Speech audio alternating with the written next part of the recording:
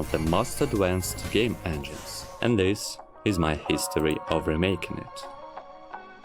Remaking a game might sound like quite a complicated task, so my first goal will be working prototype with three main aspects: endlessly moving player, world generation, and functioning obstacles.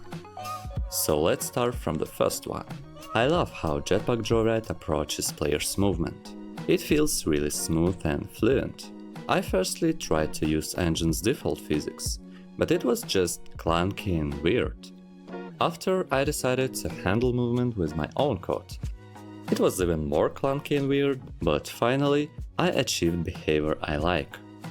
To make things just a bit more pleasing to the eye, I added some simple animations, but we will definitely tweak it later.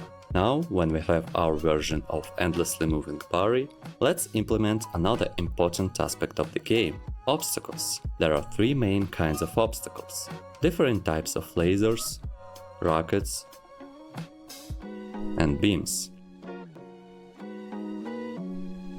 Firstly, I implemented probably the easiest one: lasers.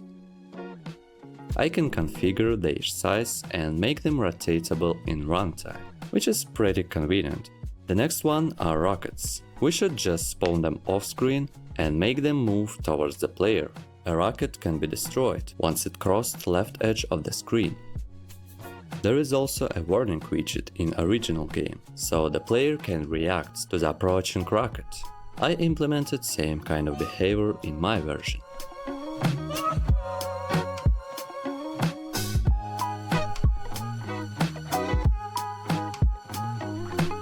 And finally, the last obstacle kind, beams.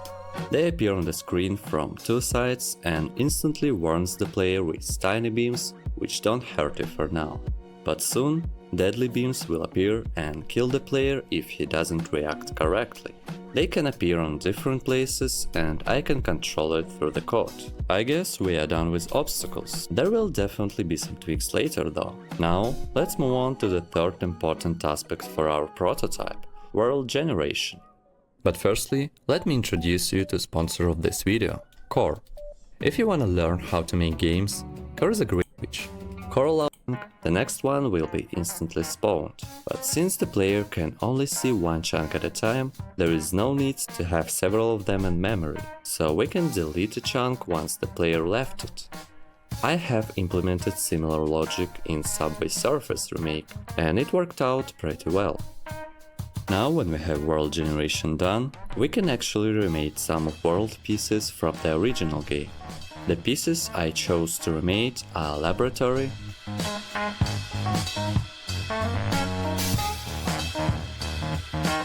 storage rooms,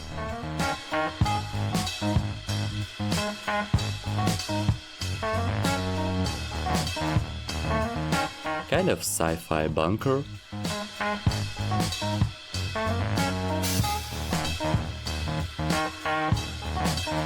and underwater tunnels.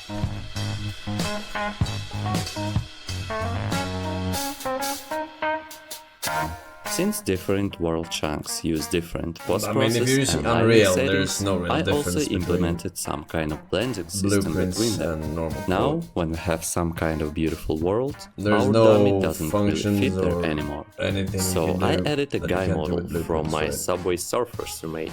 I guess this is shared game universe now. I did make different kinds of obstacles previously, but I still have obstacles generation system to implement. I didn't really find some kind of pattern in original game, so I guess spawning a random obstacle every time will work just fine. For now, I only spawn different types of lasers to test the system, but I will surely add other obstacles later. Surely you will. I slapped original soundtrack And on we're top about of to it. find out. And this is my tribute to one legendary mobile game.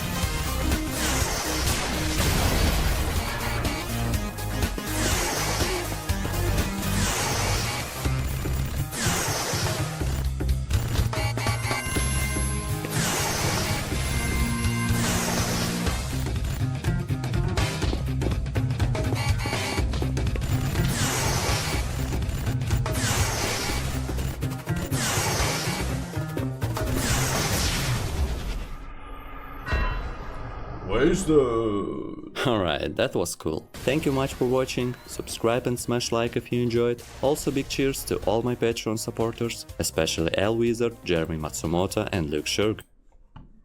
El Wizard